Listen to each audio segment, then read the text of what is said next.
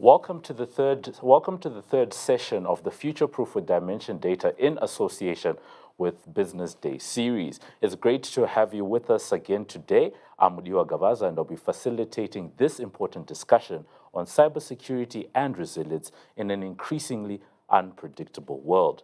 But first, for those of you who didn't join us for our first two sessions on building resilience and on agility in a rapidly changing and digital transformation around the customer experience in the new world, let me tell you what the Future Proof series is all about.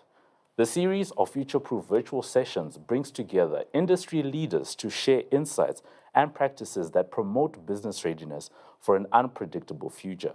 Here's what we're exploring for today. The ubiquity of the internet and internet-enabled devices that touch every aspect of our modern lives have undoubtedly made things easier in some regards. However, it has also created a gap for a new breed of sophisticated criminal intent on undermining the stability of institutions, be it for financial gain or otherwise.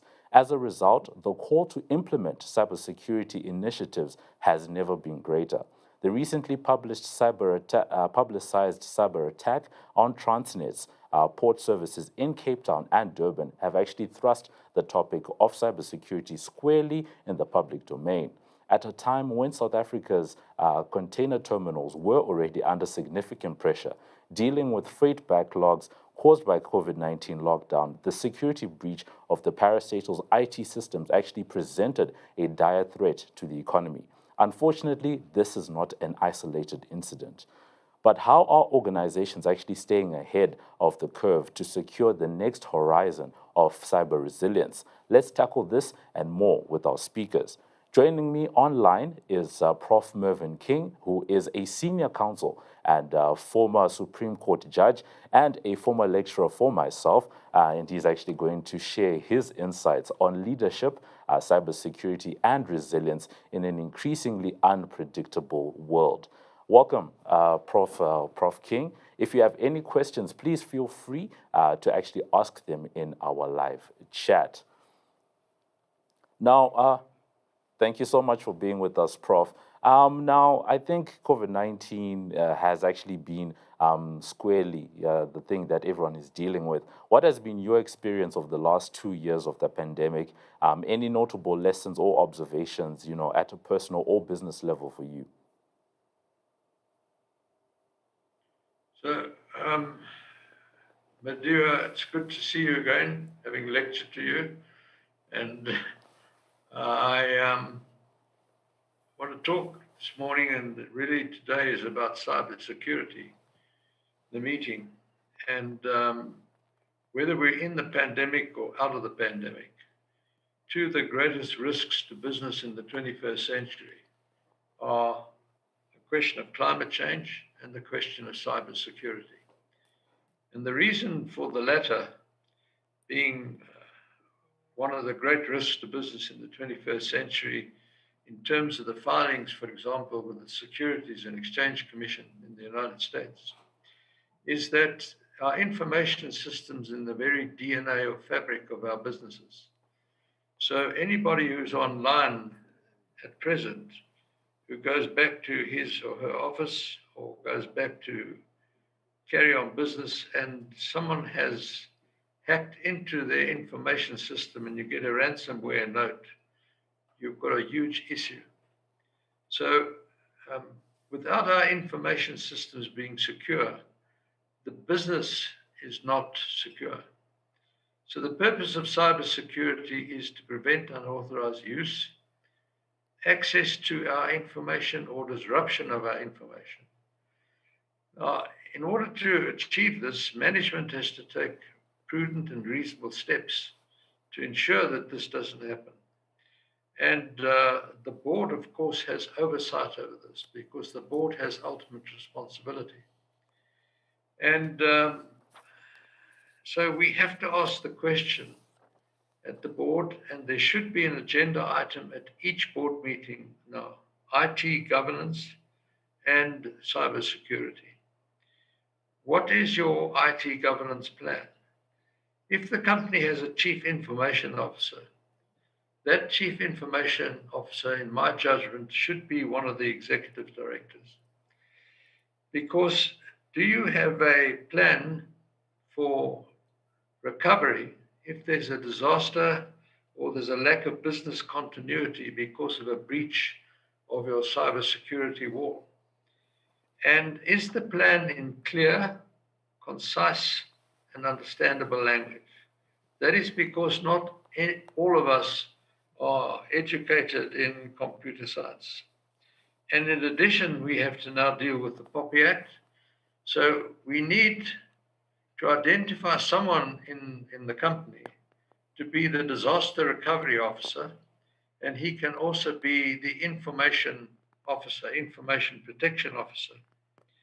So the bottom line of all this is that any company needs data backup, because I say there are two kinds of companies in South Africa: those that have been hacked and those that have not been hacked.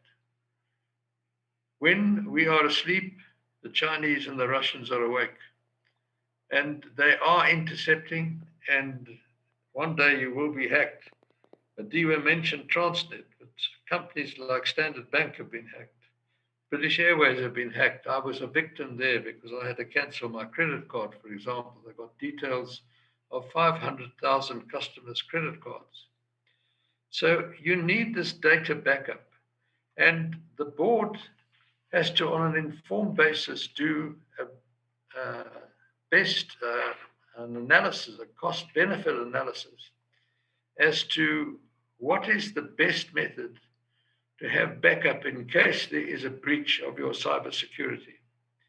So the hacker, these criminals, have got an advantage because of technological convergence. And by that, I'm talking about most of us have an iPhone, an iPad, a laptop, and a desktop. So there are 4 entries for these hackers. And we've got to make sure that we have cybersecurity walls in those regards. For example, I mean, a very apparent one: don't have the same password for each instrument. The board should not do this alone. It should have backup. And if your company is large enough, you would have a risk committee dealing with risks and opportunities, carrying out the business model of the company. And the risk committee should assist the board in having proper oversight. If not, the audit committee should assist the board. At the board meeting, when this agenda item is reached of IT governance and cybersecurity, there are critical questions which need to be asked. As our plan, disaster recovery plan, have we actually decided what it is that we need to protect, which is critical to our business from a cost-benefit analysis point of view? So we're going to create what's known as a hot room, so that we can click a switch and we can actually have our business reinstated. Or is that going overboard and it's too costly? We can't afford it. So we'll have what in the trade is known as a warm room. From our analysis, we identify the critical factors in the information system of our business and make sure that we have a business continuity on those critical factors. A cold room is where virtually you're going to shut down. So it is a cost-benefit analysis, but it's got to be done on a very informed basis. Your disaster recovery officer, from a point of view of competence, should be checked by an outside external expert, and one of the big 4 have this expertise and can check. And then, of course, your disaster recovery plan should be checked also from an outside expert. And if you are outsourcing these things and you haven't got a CIO, Chief Information Officer, then the company or the firm to which you're outsourcing these things should also be audited from a competence and expertise point of view and reputational point of view. So is the plan understandable? This is absolutely critical, because when something goes wrong, the board as a collective mind has to make decisions. Also, when making business judgment calls, the board has to consider an outcome which is very important. Namely, does this adversely impact on our disaster recovery plan or our business continuity plan? Does it weaken our cybersecurity wall? So all these questions are necessary in making business judgment calls today. And the board's got to have this in their mind. And that's why it's advisable to have this as an agenda item. Do we know what information would actually be of value to our competitors? How are we protecting that critical asset, that critical piece of information? And if we have had a breach before, was this inside or did it come from the outside in? Because it depends on that, how you're going to strengthen that security wall. So let me just conclude by saying this, that companies have no mind and no conscience, no heart and no soul. They're incapacitated artificial persons. The directors individually and collectively are the heart, soul, mind, and conscience of the company. And in that position, you're a steward of the business information and the assets of the company. The most valuable asset today are intangibles, and the most valuable there out of those is your information system. And therefore, as a steward, you need to make sure it's properly protected, and hence, cybersecurity is a critical issue. Thank you, Madiba. No, thank you so much for that, Prof. And I think right now, in terms of the King Code of Governance, we find ourselves at King 4. But King 3 was actually, the first time that we actually saw mention of the liability of directors, them taking responsibility around information security. Maybe you can talk to us around why that was the thinking at the time of King 3. Well, it was a timing issue. So if you go back, King 3 was issued in 2009. So during the question of hacking and ransomware was actually came to the forefront of people's minds in the second decade of the 21st century. In the first decade, it was, if someone was hacked, it was an unusual experience. But today, it's not unusual. People get hacked, and I've been a victim of a scam. So everybody, I think, has had some experience of dishonesty online. And one has just got to be aware of it. And as a steward of the assets of a company, as a director, you owe a duty of care to the company to make sure that you have this continuity plan, that you've done this cost-benefit analysis, that you have backup, because when something goes wrong and you are hacked, for example, you have to continue your business, and you can only continue it if that information system is still reliable. So, with all of that, then how would you then rate the actual investment of companies, corporates, when it comes to this particular issue? Because, as you said, earlier on in your remarks, you're talking about how more and more, the intangibles are coming up as the most important parts, for business. So, when it comes to that, then how would you rate the investment in this area? Well, I think the question is, has the board as a collective mind? Because directors are individual, but when they make business judgment calls, it's the collective mind of the board, all of them. And usually the decisions are unanimous. If the board must by now have changed its mindset to one of mindful outcomes-based governance. In other words, they use it as an aid in making business judgment calls. And there are four major outcomes, and that is value creation in a sustainable manner, adequate and effective controls in the business of the company. And included in that is the question of cybersecurity, absolutely critical. Then trust and confidence in the company and effective leadership. Well, your leadership can only be effective if you have applied your mind and you've got to understand the disaster recovery plan, if a disaster does happen or there's some hacking. And that's why a critical issue is to make sure that you think on an outcomes basis. What was judgment call? And this business judgment call, how is it on a business plan? If you think there might be an adverse impact, then think again before making that business judgment call. With everything that you're talking about, then the issue of cybersecurity does present an existential crisis. For a lot of businesses, I think you mentioned the fact that the likes of even Standard Bank and I think you said British Airways are finding themselves, in these situations. So when it comes to that, then how would you rate the actual governance behavior, of these companies when it comes to everything that we're talking about? Because for some, it's a new area, but for others, it's a threat that's been there for a while. Well, as I've said, Madiwa, if a board is still acting on a basis of a mindless tick box approach to governance, and I'm afraid that's one of the problems of our state-owned enterprises, that they have to follow the Public Finance Management Act.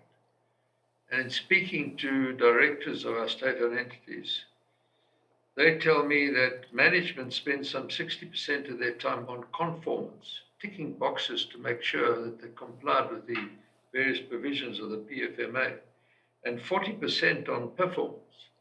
Now, citizens of South Africa, you and I would want them to at least to be the other way around. And unfortunately, if you think on that tick box side, you're not adding value.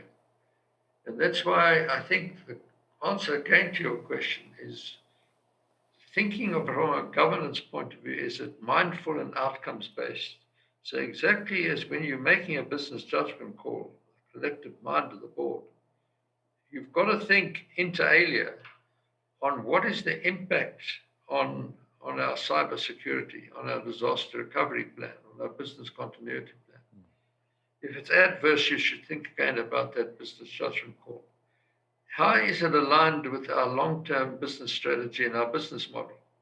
So you've got to think about these things when making a business judgment call, and lots of other things. For example, what is the adverse impact on the environment, on society? And it's come right to the highways of our minds during the pandemic, health and safety issues.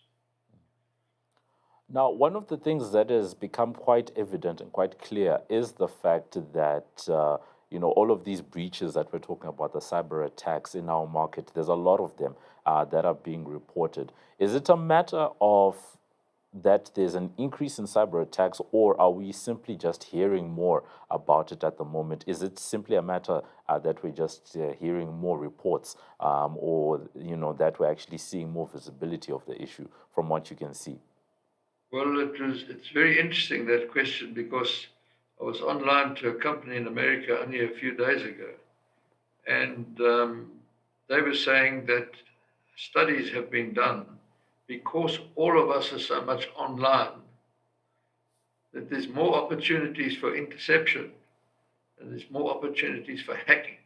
So in fact, it has increased because of the pandemic, because most of us are online and acting virtually where we wouldn't have been acting virtually.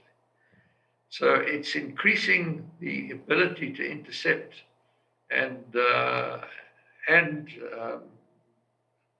copy the stationery of companies. And so you would get a letter from Standard Bank, for example, with Standard Bank's letterhead on it, etc., asking you to do certain things.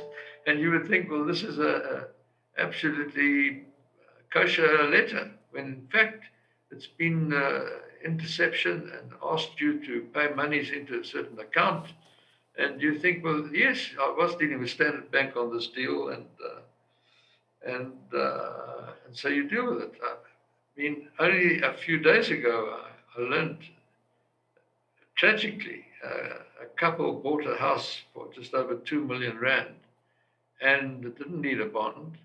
And the their correspondence, they'd hacked into the estate agent's information system, and they sent a letter on the letterhead of the estate agent saying, well, the transfer is now going through, simultaneously pay the amount into this account. And they gave an account, and the 2 million rand went in.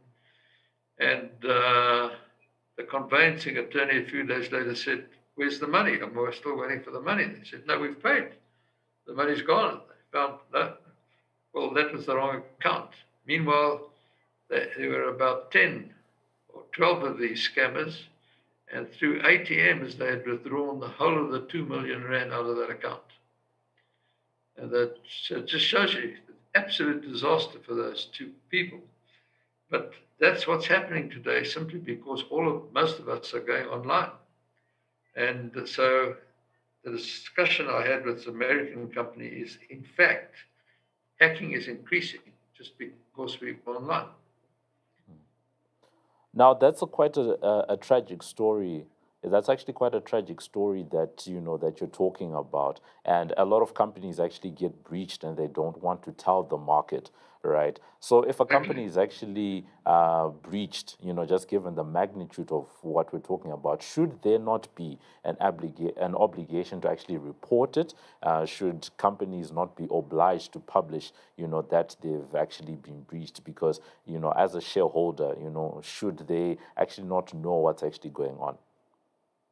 Well, that's again an interesting question, because we have legislation in South Africa that a corrupt transaction over 100,000 rand, you're obliged to report it.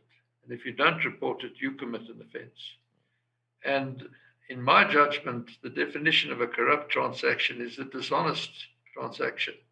And so I think under the Corruption Practices Act, when you are hacked and it involves more than 100,000 rand, I believe one is obliged to report that hacking to the police, and they should investigate the matter, because I think otherwise you fall subject to yourself committing an offence for not breaching it. So I think there is a measure for matters over 100,000 rand to disclose it, because I think it's an absolute corrupt act. It's a dishonest criminal act.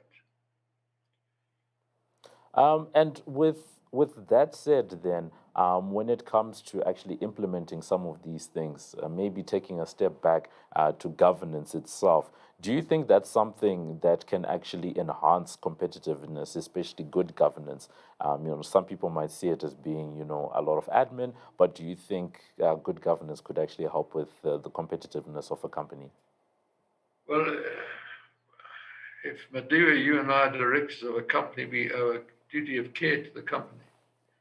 And one of our duties of care to the company in this fourth industrial revolution world is to protect its information systems. And because, as I said, it's in the very fabric and DNA of the business. And if we lose it, well, we've got to close our business down. That's how intricate it is to the business. So from a governance point of view and a stewardship point of view, of course, being a steward of the assets of a company is a critical duty of the director. And you've got to be a good steward of this main asset. And that's why I say every company should have as an agenda item IT governance and cybersecurity. As we come to the end, Prof, one of the big terms that we've been hearing about in the last couple of years is digital transformation. So how can companies actually achieve the right balance between digital transformation and cybersecurity governance? Well, the two mustn't be thought of as separate issues. They're integrated, because digital information, you're dealing digitally, but you've got to secure it.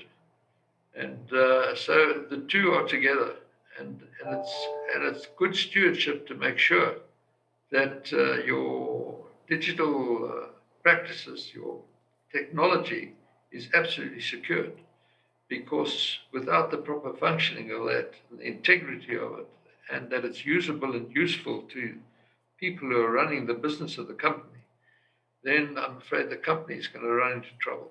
So absolutely it's a stewardship issue, and the board has to be careful of it.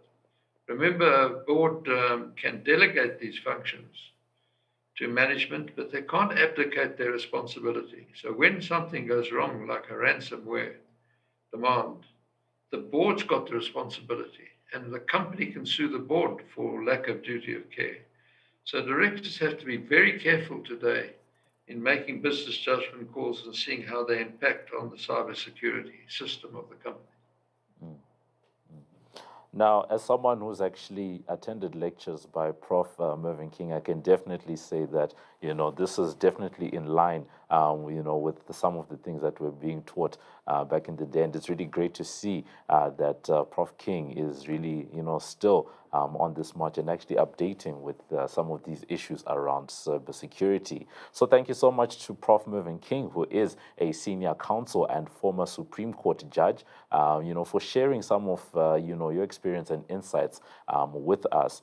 Now, the recent NTT Dimension Data 2021 Global Threat Intelligence Reports identifies the threats organizations have faced globally over the last year, and actually provides operational, tactical, and strategic recommendations for managing risk. Let's take a look at some of the other takeaways from this enlightening report.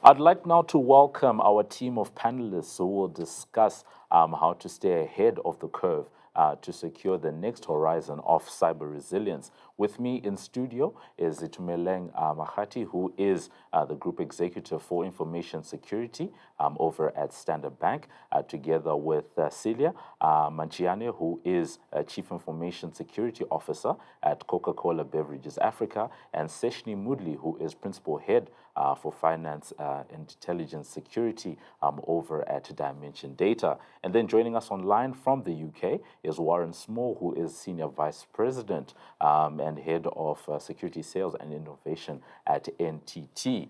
Welcome to you all. If you have any questions, as we said earlier on, please feel free to actually ask them in the live chat, and then we'll address them later on. Before we carry on, I think it is important for us to actually recap on what digital transformation is, as it plays a critical role in future-proofing organizations and their customer experience. Starting with Warren, the word cybersecurity actually seems to be very broad. Before we get into the panel discussion, can you just maybe touch on what the term cybersecurity means and what it entails? Absolutely, Budisa, and thank you very much. Lovely to join you, and what a great session with the professor. I think he eloquently described it as the protection of information technology, or the computer systems, or the networks, and the information that we want to fundamentally protect.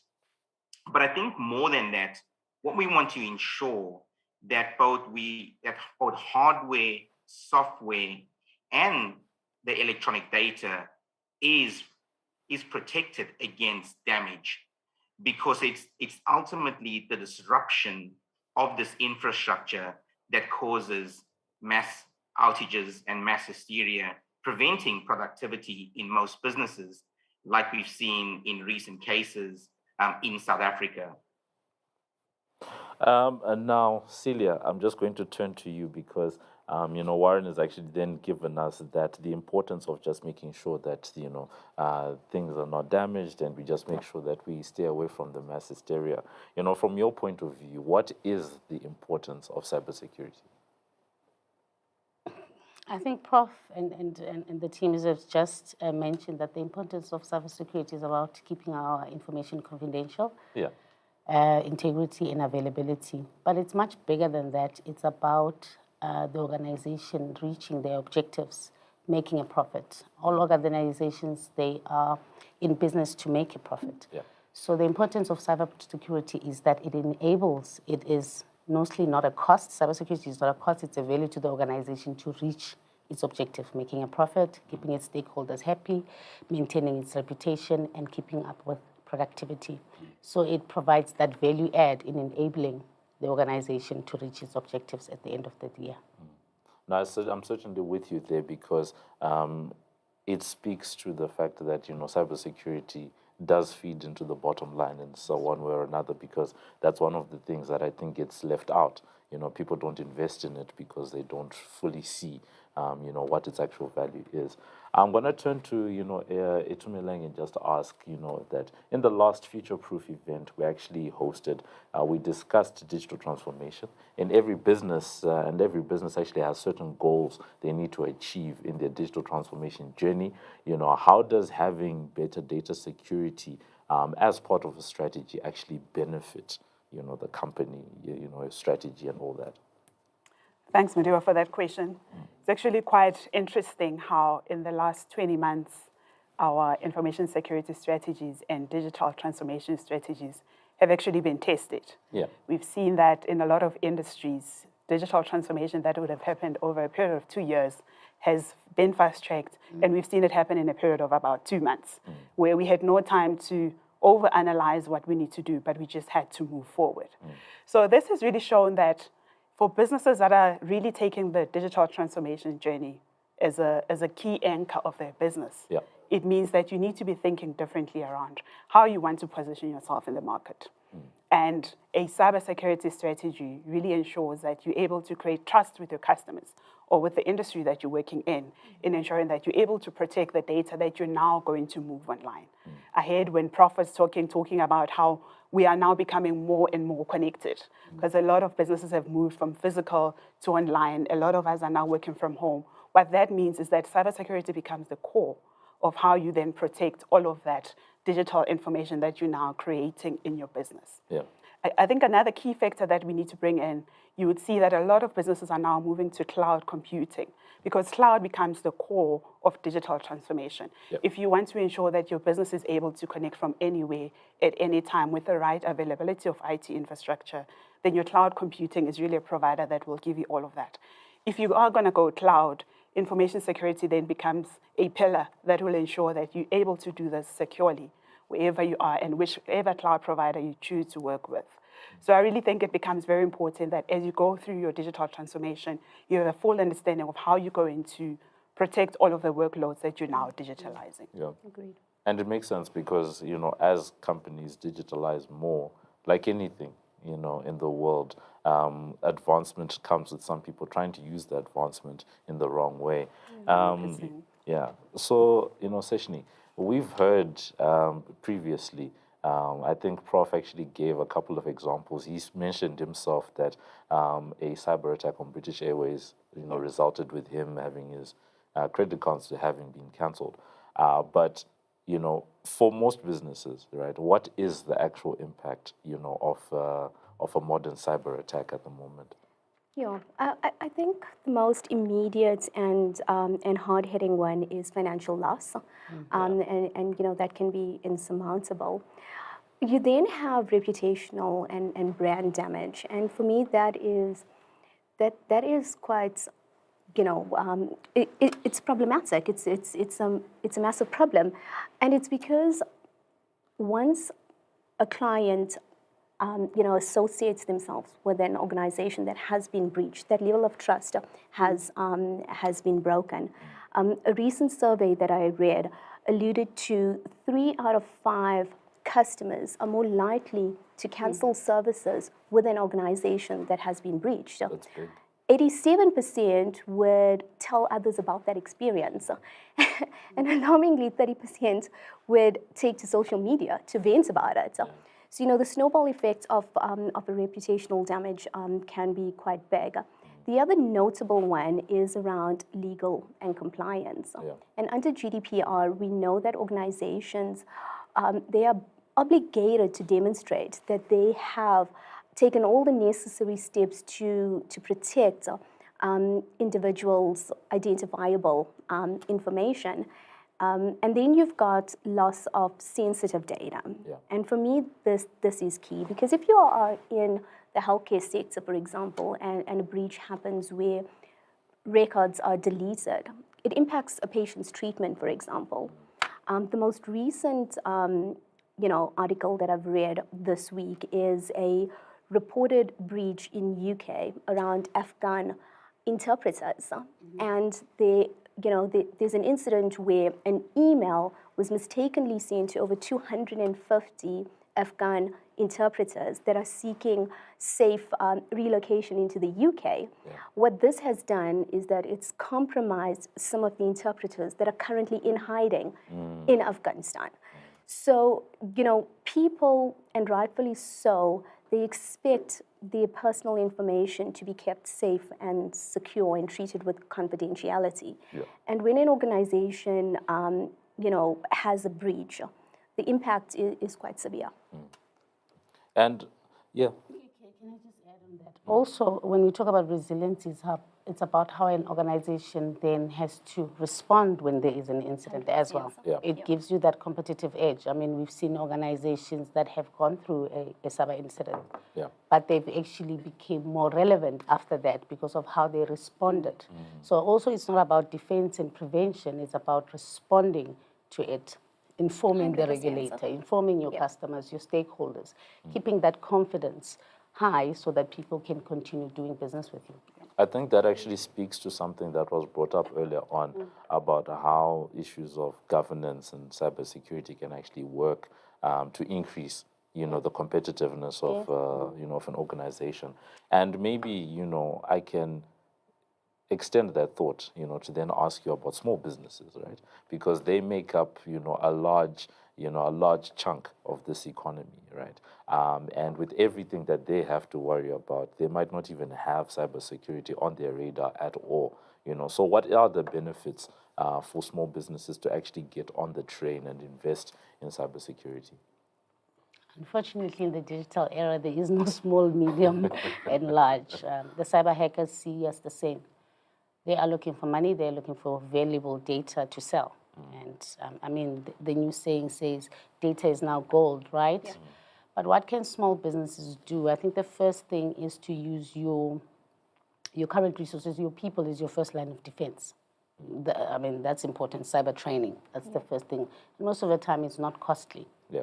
Those are the things that they can do. Another thing that I think small businesses is coming to conferences like this, listening to these talks, finding out from people that have been there, learning experience. But having the basics there, follow some sort of approved standard, NIST, ISO, you need to learn, obviously, by having basics, obviously, firewalls, network security, have those basic things available. Because if you want to have business, you want to grow your business from small to medium to large, obviously, you need to start your foundation quite well, and having the minimum security standards are quite key.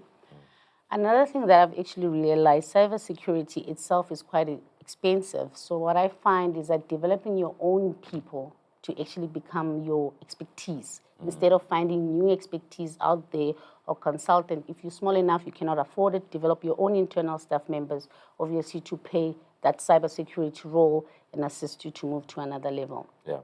But I think also learning from your peers, engaging. I think conferences, I've learned a lot through conferencing. Yeah. Even here, even when do me and we're engaging, I learn a lot from my peers. Be out there, find out more information. Yeah. And do not invest on all those big innovations that have been proven. It does not mean that the people that can secure us is only, let's say, for an example, the Ciscos, and excuse me for using examples, but it means that there are other tools out there that are cheaper that could provide you with adequate security that you require at that certain time as you go. Yeah. Maybe if I can just add to that, Celia, the other thing is we know there's a massive cybersecurity specialist gap globally.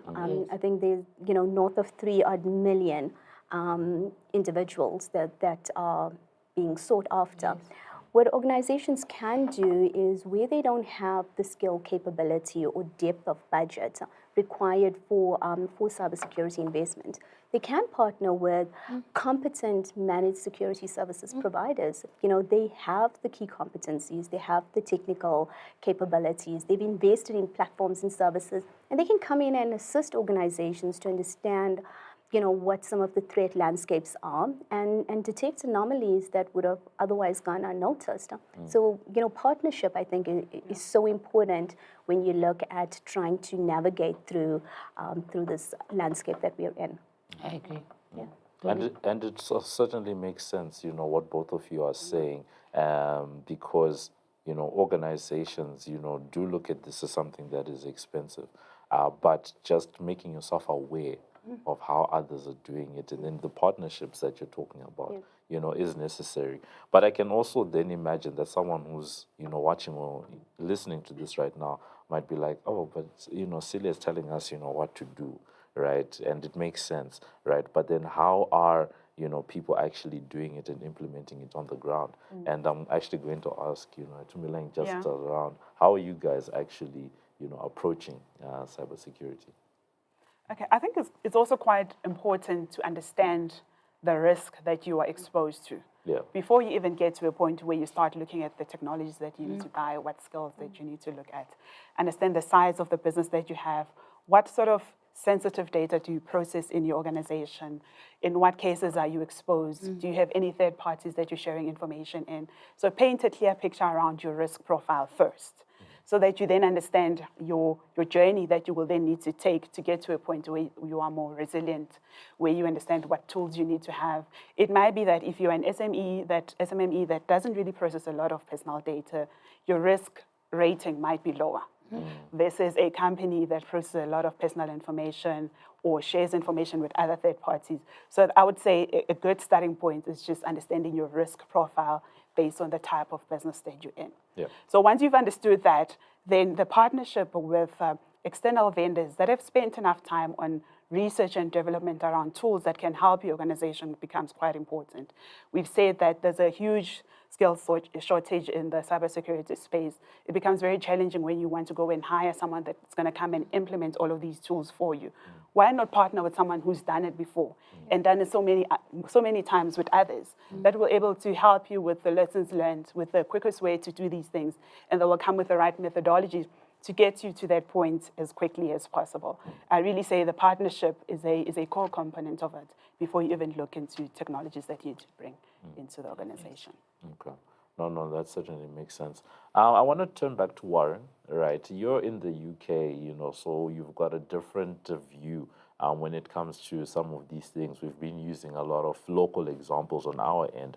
So from what you can see, has there been a spike, in cyber attacks, during the COVID-19 lockdowns, or has it relatively stayed the same and it's just us noticing now that this is what's going on the ground?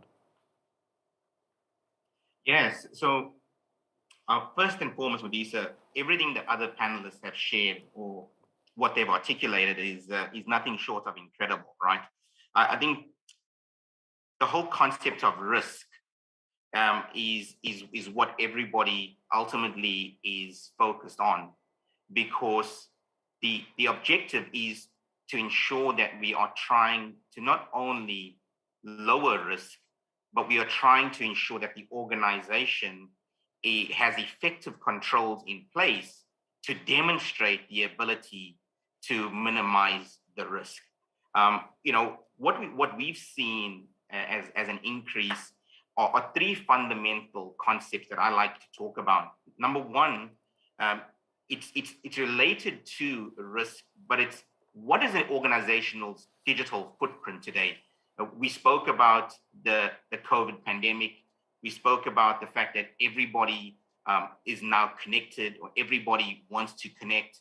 But how do we measure the digital identity that's linked to the digital footprint and what people have access to?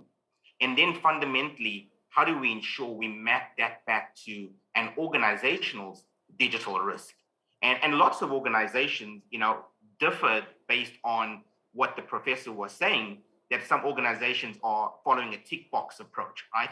So 60% of their effort is based on what they need to demonstrate compliance for. And some of my peers on the panel will tell you that as a large financial institution or a large global beverage organization, there are not only risks related to third parties that they need to manage, but there are some organizational risks that they need to demonstrate to us as consumers so that their integrity of their business is intact. So my thought process and what we've seen is there's a close relation today between financial credit rating and cybersecurity rating. And recently there was an announcement by Moody's that they've made an investment in an organization because, as one of the panelists articulated, if we can measure effectively a current state of an organization, we can then help build a more effective program to help the organization protect itself in a measurable manner, Modisa. Now, Warren is actually bringing up a number of interesting points, especially that difference between, let's say, the financial rating versus the cybersecurity rating of a company. And touching on the tick box thing, right? It's very funny, that we find ourselves in a situation where companies are doing a tick box exercise to cybersecurity. Yet, one of the long-running themes through this conversation is that companies are being attacked at an increasing rate. But what's, I guess, a bit surprising, and we asked the question to Prof, is, and he mentioned it earlier on, that people aren't reporting these things, right? So the natural question to Meleng is, what is the reputational risk or damage that actually can be caused by cybersecurity attacks and things like that, because it really seems as if people would rather just not say anything about them. Yeah, and I guess it's for different reasons that businesses would not want to share what has happened to them if they get hacked. And unfortunately, the reputational damage long outlasts the actual hack. Long after it has happened, you still have a perception in the market, you're seen in a certain way. But I also think that your customers then lose trust, because you have trust with the customers that you transact with. If they feel that you're not able to protect their data, you're not able to give them the assurance that your digital tools that you've created will actually protect them.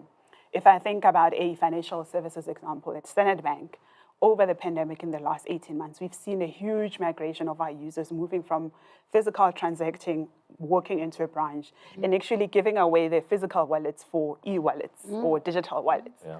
But that comes with a lot of responsibility within the bank to ensure that we're able to then protect these wallets. It's very different when you have your wallet in your pocket versus when you've given it to someone else to help you look after that. So the trust that we've got with our customers becomes very important. Other things to think about is actually the actual financial loss. A lot of companies pay these ransoms. Huge amounts are being asked for, and they actually opt for paying so that they can get their data back and maybe cover up the situation in that way. That also means that you need to have the budget for that, to pay for all of that, right? So there's a lot of financial loss that comes with that as well. But I also think it just affects the brand, and we've seen a lot of companies lose position in the market just from a cyber attack. The position or the market share that they have may shrink just because they haven't been able to alluding to what Celia was saying, they haven't been able to communicate fast enough. They haven't been able to respond quick enough when they have the incident. It's bound to happen. We see it every day. We're fending off bad actors that are coming into our environments. But how do you respond when it happens? That also becomes quite critical. So you cannot always be playing defense, but you also need to be planning for the worst case scenario. When it happens, then this is how I'm going to deal with it. And if you play open cards with your customers or whoever you hold data for, they actually tend to trust you better, that you actually have good interest at heart. I saw lots of nodding. We agree. Any additions to what Tumeleng said? I think Tumeleng covered it very well. It's about, I think, the bottom line. It matters. Everything that she said, she's actually covered it very well. Yeah, and I think it's not a matter of if, but when an organization gets attacked, and it is that response and recovery, that plays such a critical role in quantifying the reputational damage. To your point earlier as well. And it's quite interesting. I mean, Prof was also talking about backup and disaster recovery. Most organizations have never tested it. Only now people are actually, it's the buzzword, can we recover, can we recover? But like we said, every bad situation brings a good outcome. The fact that now we are always planning for the worst, you're not only preventing, detecting, but you're also planning to respond. So we're maturing as well as organizations into the disruption. When it comes to cyber criminals, people that are actually going out there, they're hackers, I think we sometimes have the movie impression in our head of who these people are.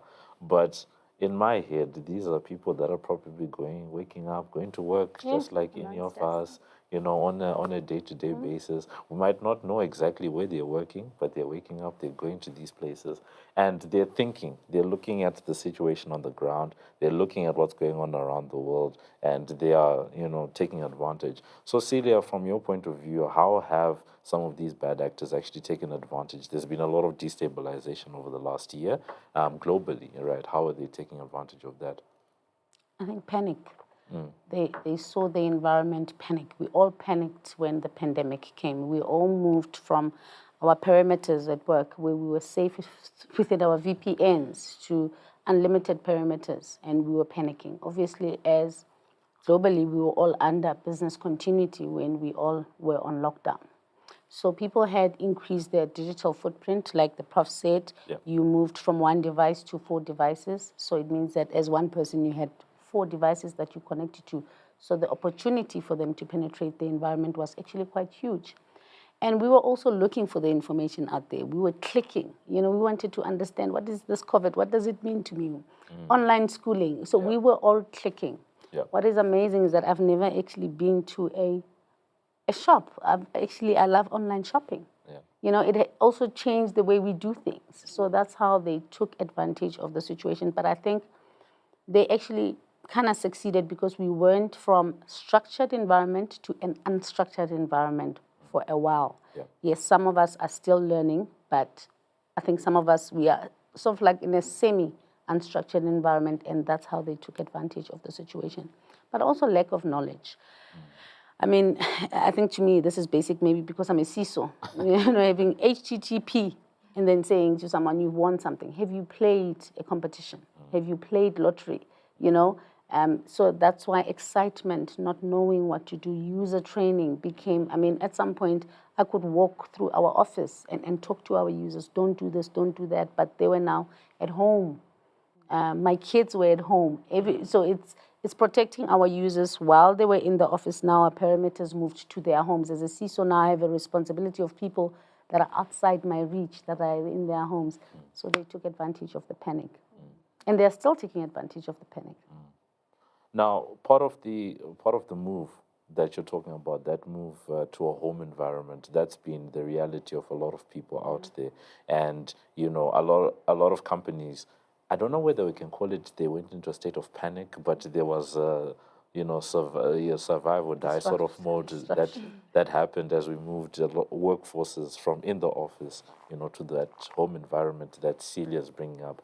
So essentially, I can imagine that there's a lot of people actually watching us right now that are probably at home. Yes. So how have cybersecurity criminals actually come and taken advantage of that fact? Like, what are the risks of that home environment that are actually being taken advantage of? I think if we look at 2020, it will certainly go down in history for a number of reasons. And one is the fact that organizations have had to mobilize their teams, and business operations have had to evolve to support remote working. And with remote working, like Celia mentioned, there's obviously an increased service attack. We've seen an absolute surge in both employees and customers using online portals, web applications, mobile applications, etc. The thing about cyber criminals is they control the tempo and the element of surprise when it comes to attacks. And, just by sheer examples of what Celia mentioned, it's the phishing emails, it's the, it literally is as simple as a click of a button. Yeah. And people, they don't exercise the same cybersecurity hygiene when they work from home as they do at work. And by virtue of working from home, you've got, again, multiple types of devices that are being connected to multiple networks. And, it's shifted working from an organization's perimeter network to very unsecured, home networks. I think the other important thing to note is that, corporate information is being shared unknowingly across networks, but also with people, because you're working in, out of coffee shops, out of homes, etc. Yeah. So, cyber criminals have used, and have taken advantage of the fact that people's guards are down, and we are more prone with hygiene than we would in a corporate environment. So, and the last point is that cyber criminals have increased their efforts in specifically targeting remote workers, training and awareness is so important to try and mitigate some of these targeted attacks and specific techniques. So yeah. Yeah, I just wanted to add to that. You actually mentioned a very critical point. That really brings in focus on awareness Yeah. and communication with your workers as they're sitting at home. Yeah. What are the key things that they need to look out for? How do they ensure that their home network is secure? Yes. Or if they're going to go to a coffee shop and try and connect into your network using the coffee shop network or a Woolies network, wherever they are trying to connect, how do you ensure that they're able to do the right things in doing that? Because really what we're saying is that every home has now become a mini data center. So they need to be advanced users of IT instead of just clicking, right? Think about where am I connecting, how am I connecting? Yeah. And also within your network, how do you have that handshake to ensure that there's trust between the networks? Right? How do I test that you are who you say you are? How do I know that the device that you're saying you're going to connect into my network is a trusted device? So it becomes even more important that there's the right awareness within our users from a cybersecurity and technology usage broadly. Maybe Celia, you can extend on that thought and tell us about how or what cybersecurity threats or measures you're actually looking at for your own people that are at home. Cybersecurity, just repeat that. What are you paying attention to? Since people, I can imagine you have people that are working at home. So what are you paying attention to when it comes to that? So like Jimmy said, and I'm going to add on that, the first thing that I will pay attention for is cybersecurity awareness. And not the traditional cybersecurity awareness. Now that people are remote, how do you keep them interested, engaged, using the tools that I have at hand? Yeah. The second thing is that I find that in security, if you don't, like Jimmy said, if you don't know your assets and your crown jewelry, you'll find that you're protecting more than what you're not supposed to. So what is important to me as well is to classify my data. Which ones do I redeem quite highly restricted? Which ones are low? How much effort do I have to do to secure this one and that one? So those strategies of knowing your assets are quite important. Yeah. Another thing is my third parties. The third parties that I engage with, obviously I trust them to provide me a service of some sort, but obviously protect me as well, because if they are exposed, I'm exposed because they're connecting to our network. They're actually an extension of us. So also doing that third-party governance, third-party security engagement is quite important. And risk profile your third parties. Which one is your highly critical one? If something happens to this third party, it affects your organization. It's like a spillover. Yeah. So those are the things that I'm doing at home. Besides the infrastructure security, obviously keeping it up to date, patches, the normal things that we do on a day-to-day basis. But those are the high three things that I concentrate on. My data, I follow my data, I follow my money almost all the time. Privilege access. Now we work with least privilege access. You've never seen Superman walk around with his Superman suit. He normally becomes a human. So separating a user, it's Celia, then Celia is a privilege access. So we separate that between users because we can't have elevated privileges almost all the time. That's when we are targeted. So those are the basic things that I actually work on, identity and access, Okay. And it certainly makes sense, and I hope, people are paying attention right now to, some of these factors, because I like what you said at the beginning, to say that the cybersecurity, the cyber criminals don't care who you are. They're just looking, for your money. Turning back to some of the examples that we gave earlier on, there's been a lot of examples of breaches around the world. I think this week we got news of African Bank and Debt-In, within that entire thing. I think Debt-In said 1.4 million, customer records were compromised, all of these things. Seshni, from what you can see, what are the major factors that are actually driving some of these attacks? Like, what are people taking advantage of? How is it being done? Like, what's actually happening? Yeah. So I think it really depends on the flavor of the month and what cyber criminals I like that. are looking for. But I think my peers on both right and left of me have alluded to understanding what your crown jewels are, what is really important to an organization, and once that is defined, understanding where it is, how it's protected, that talks to data classification, encryption, and all of that great stuff. But it's also around what security measures and controls do you have in place? Are they correctly configured? Is the maturity levels up to speed? Are you using a 24/7 monitoring to protect it? Do you have incident response? And not limited to what I've just mentioned, but a gap or a weakness in any of that is where you're exposed, and that's what we are finding. Are some of the contributing factors that cyber criminals are using to get into organizations. Patch management, as simple as it is, is so vital for an organization.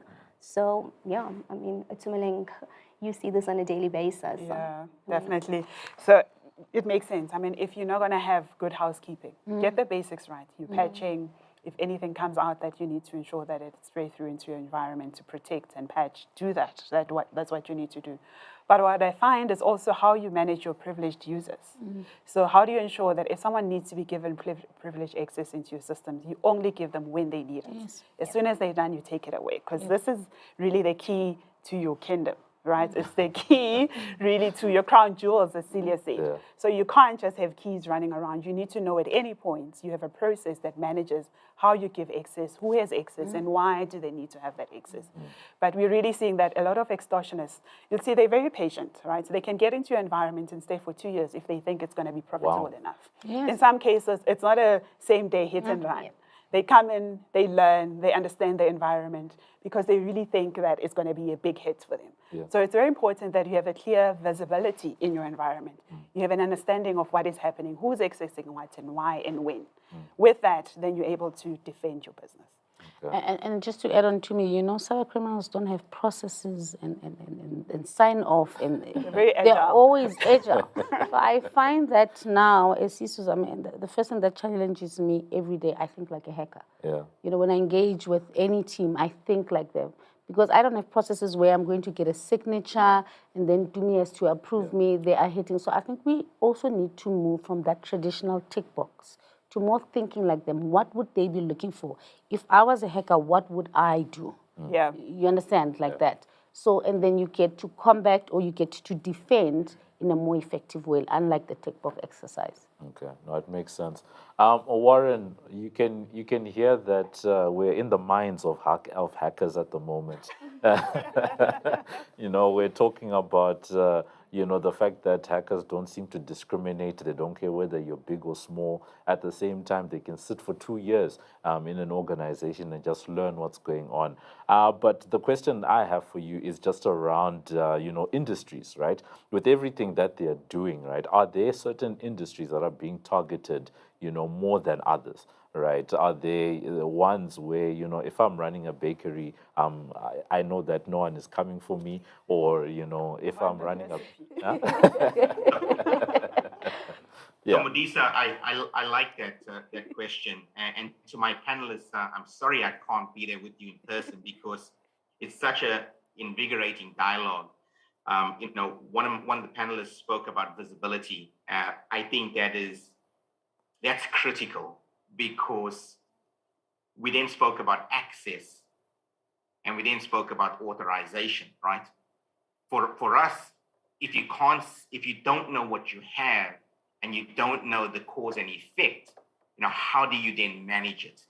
And that fundamentally talks to your question, Modisa, around industry. I don't think any industry is immune. I don't think any industry is not a target because there's one common that we all have is intellectual property. And the price for intellectual property is what the adversary is now after. Because we do live in a global society, we do work in a global economy. We, through our global threat intelligence report, saw that in manufacturing and in healthcare, we saw in 2020 a significant increase.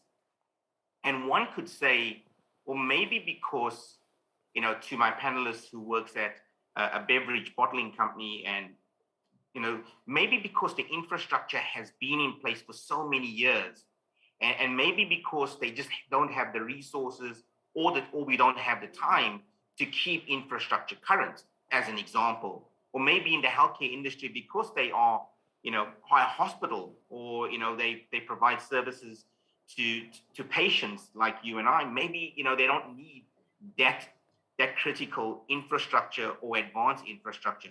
But what we saw in the pandemic, it was a season of weakness because they had to open themselves up to third parties. They had to have the door open to some of their contractors. And unfortunately, we've seen right around the world that hospitals were prime targets. And we know of real incidents. I just saw a post on LinkedIn prior to the call that in some parts of the world, some hospitals were saying that they were, they couldn't deliver services to some of their patients during this pandemic because of a ransomware attack. And then I'd say, financial services has always been a target. I think because, everybody thinks that's where the money is. But, we saw 2020 that even though it wasn't an increase, what we saw was people were using it because they know that financial institutions had invested not only with a cloud-first mentality, but they are the ones that invested in infrastructure. And the adversary is also looking, to use infrastructure for their benefit. Warren, maybe as a follow-up to what you've just spoken about, because you mentioned the fact that financial institutions, for example, had invested early on in things like cloud. So are we sort of saying? I think we sort of alluded to this earlier on in the discussion, right? Are we sort of saying that the latest technologies sort of equal more risk? So I think, to my colleague, the panelist that spoke about it, I don't think it's more risk. If we come back to the concept of our digital footprint and what we have control over is where the risk is. Today, we live in an app-centric world. There's an app for almost anything. Yeah. And those applications, what they need is infrastructure that has agility, that infrastructure that can scale to both the volume. I remember many years ago, living in Australia, there was a day in Melbourne, Australia, where they had a holiday for a horse racing event. And that particular organization that provided the betting for the horse race, their infrastructure was as high as other organizations would be, at Christmas. So I think the demand is based on what we as consumers are looking for in terms of these applications.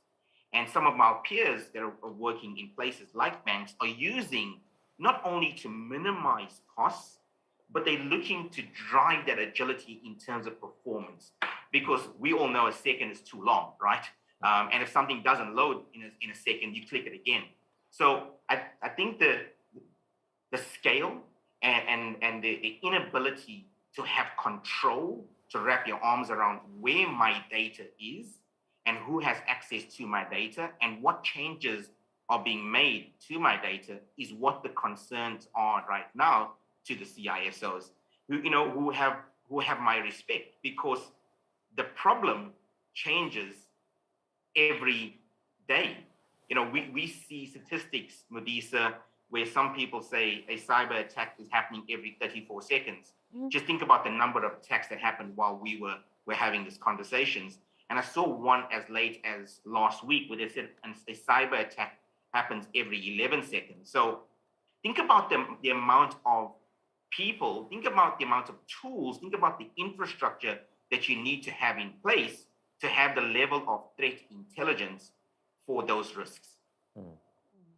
No, and with everything that Warren is saying around all of the different threats that are out there, people are investing in new technologies, and that comes with new risks.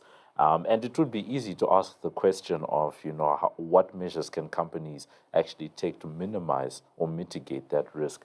But essentially, maybe in addition to that, right? How do we send the message across? Because I really think that's one of the big things that needs to be done. How do you send the message, to say that this is what needs to be done, but this is why it needs to be done? Because maybe that's where the disconnect is.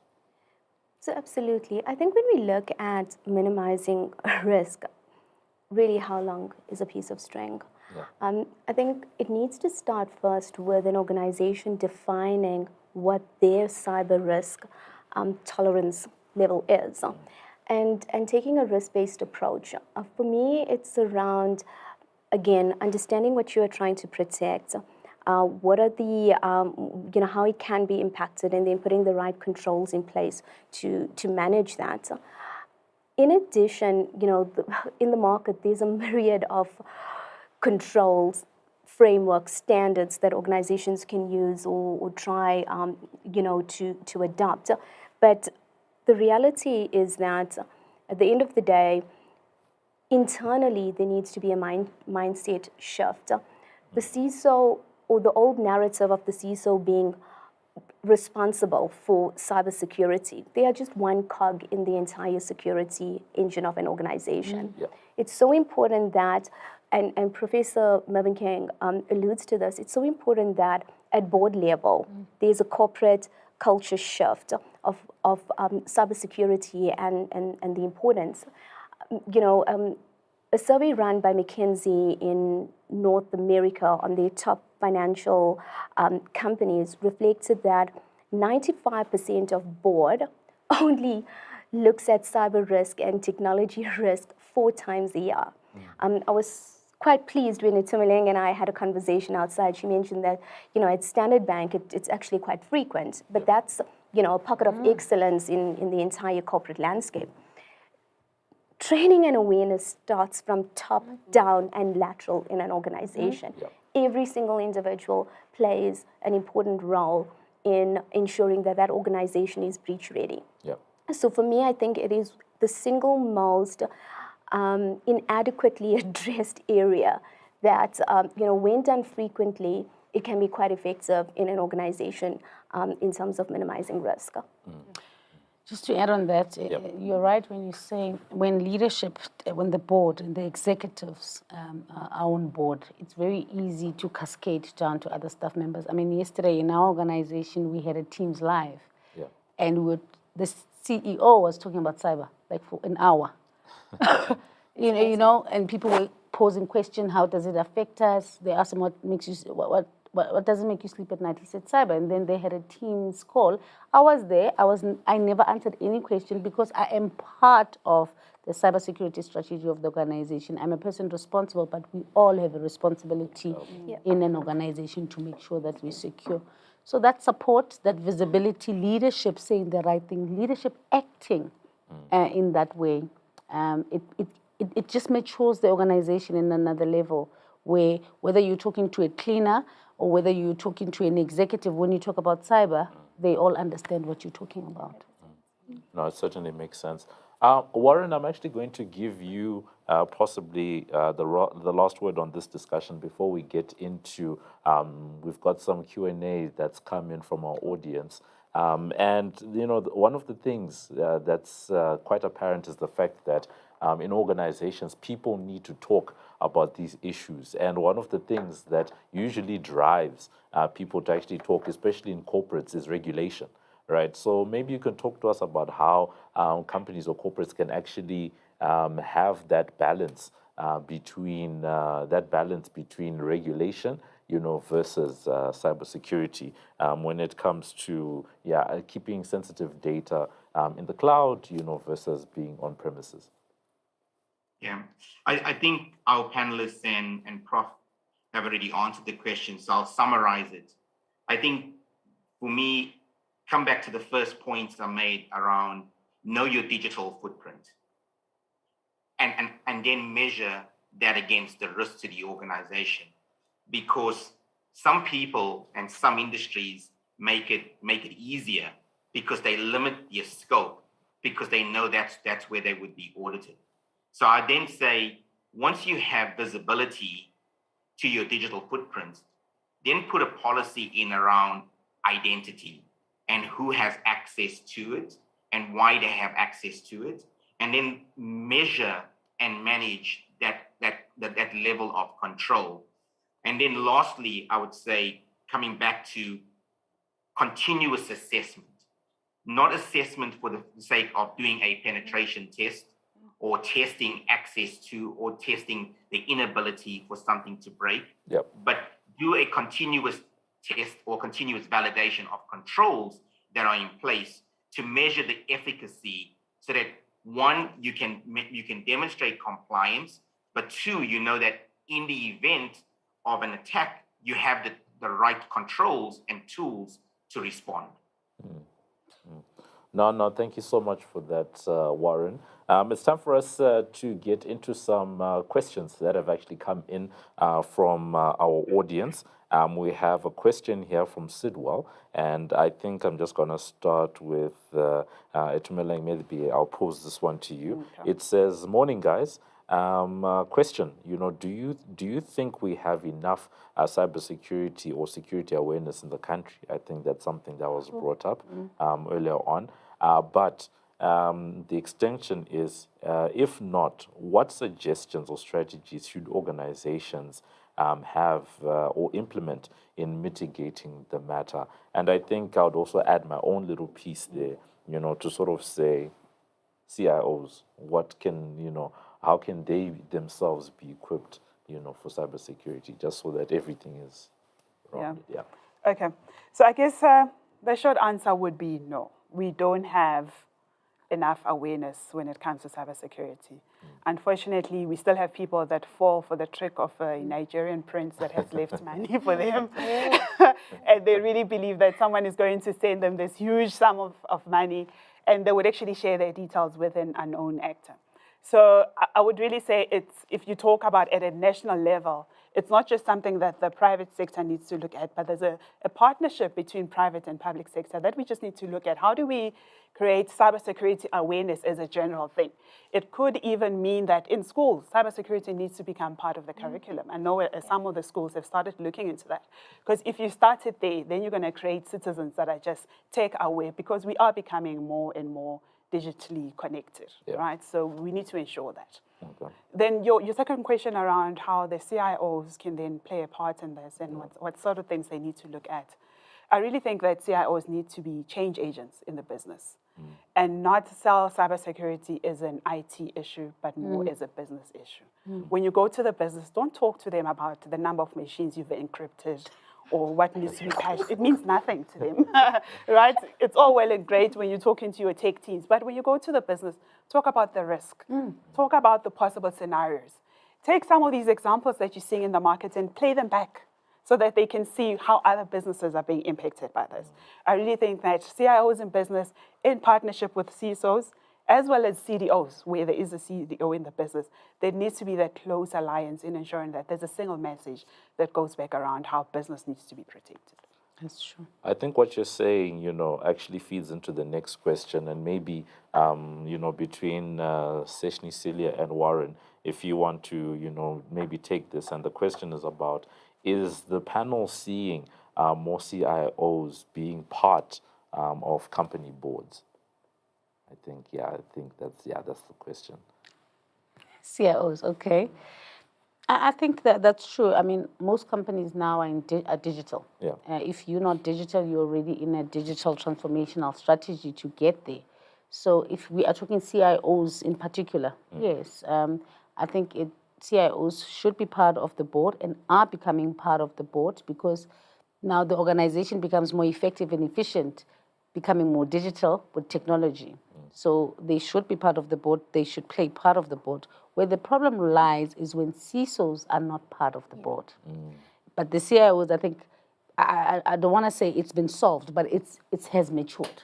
Where CISOs are not part of the board, or where security is not discussed in the board, then that's where the problem. The CIO could either represent the CISO in the board, but they need to be in the agenda, like Prof said, an agenda item where they talk about cybersecurity or IT risk management, because it's not only cybersecurity that poses an organization into risk. It's just the general IT, general controls, or IT risk management that can be discussed.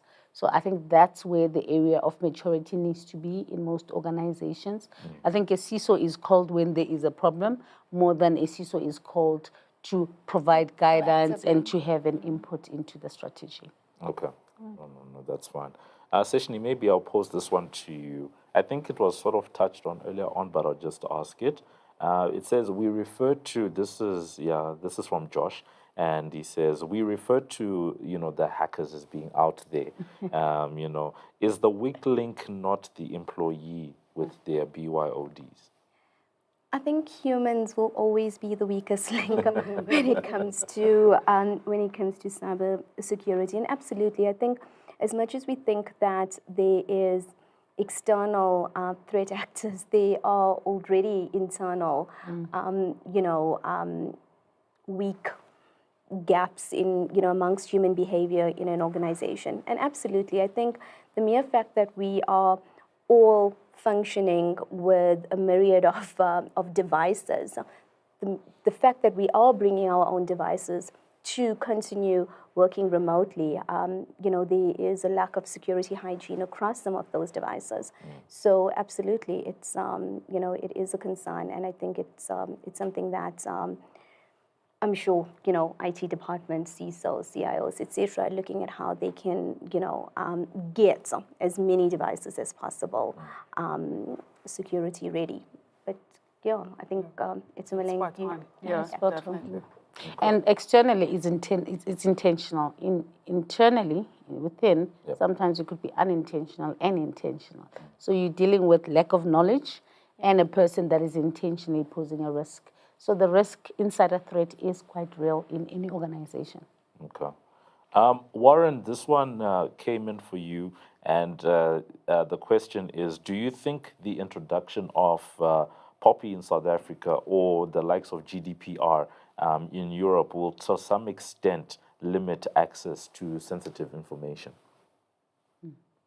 So I'll ask my colleagues, who are at the bank to comment more on it, because I think they would be better equipped to answer that. Warren. Yeah, no, I guess, can you just repeat the question for me, please? So the question is, do you think the introduction of POPI, this is locally, but the likes of GDPR around the world, will limit access to some extent to sensitive information? Yes, definitely. Yes. This will go a long way in covering the attack surface. Because then if data collection is now regulated, there's a clearly defined rule on how you should process personal information, whether you're dealing with an individual or with a corporate. That goes a long way in ensuring that you take the right steps and you're accountable for protecting that information, which is something we haven't had in this country. We recently signed in the POPI law, and I was actually quite excited that now this becomes formally signed into legislation, that you have to take certain steps to protect information. It should go a long way. So what I found was an advantage of POPI is that we had to classify. You had to know which personal data is there. And then we took advantage to classify others that we haven't classified. So it actually is bringing in some sort of maturity in any process of technology and some sort of maturity in any process of data governance itself, not personal alone. I think it just brought an overall discipline amongst managing data. Okay, cool. So we do have a couple of questions that we haven't been able to get around to, but the last question, I'm just going to pose it and open it out to the floor. Hopefully we can get a response from everyone just as we round off, and I think it's quite an interesting question that comes in. Warren, I'll just start with you just to get a response on this, and the question is, how critical is it for organizations to go passwordless? It's looking at the recent ransomware attacks and the trends linked to credential theft. This person is asking, should we not be going passwordless? So I whoever asked the question deserves a prize, right? because that's the topic of today, of the now, right? There's a narrative around zero trust architecture, and I think fundamentally there are a few different ways to answer it. First, it's a complex question because we have services and systems in place in organizations that have lived there for many years, and don't allow simple authentication. to those services. So it's absolutely beneficial. I think the narrative that I articulated around digital identity, there's been many takes at it to try and solve this problem from large organizations like Facebook and Google and Microsoft. I think it's a benefit to the user. I think it's a benefit to the future generation. We talk with the professor around the fourth industrial revolution. Everything is connected, right? Whether it's our watch or whether it's a car or whether it's a fridge, everything is connected, and everything needs to authenticate back to an application, which fundamentally, we today put in a credential to give us access or to permit us access. So I think there are a few different ways, but I definitely think it's beneficial. I think Apple has definitely made it easier for us, that frictionless access. I definitely use it for a number of services that I use in my home, because I'm a subscriber to lots of services for online media. But definitely, I think that's the future. And I think it's watch the space, because there's a lot of organizations that are investing a lot of money to try and solve that problem for our digital natives, which are our children and those that will come after us. Your take from the room. I'll start with Celia. He said everything. Really He just took everything. But Yep. to be honest with you, it's the now. It's what even now bringing it up, tomorrow, on Monday, we have a conference just talking about that passwordless. It will make user experience. Security is not supposed to be painful at the same time. It's supposed to provide that user experience as well. So it's something that we are all considering. I was talking to my son and I said, we need to go passwordless. He says, okay, how does that work? I said, obviously they'll identify you, eyes, whatever. You'll still be identifiable. He says, so mommy, do they have to kidnap me for them to get access to my stuff? But these are the type of things that we're engaging on. Obviously the solution is not yet mature. I'm not sure how much risk we're willing to take. But like he said, Apple is flying on passwordless, and we are all benefiting from it. So it's the now. It's something that we are working on. Seshni? I think, between Warren and Celia, they pretty much covered my thoughts. I think the question is time, right? So I think it's not a matter of whether we're going to go there. And with everything that has pros, there's always going to be some cons, and that needs to be considered holistically. Yeah, I guess as Warren said, this is a big talking point now in the industry, whether we go passwordless and when do we do that. But I really think it's not just about the password, right? Password is a means to an end. What we're really trying to get to is that we want to validate that you are who you say you are.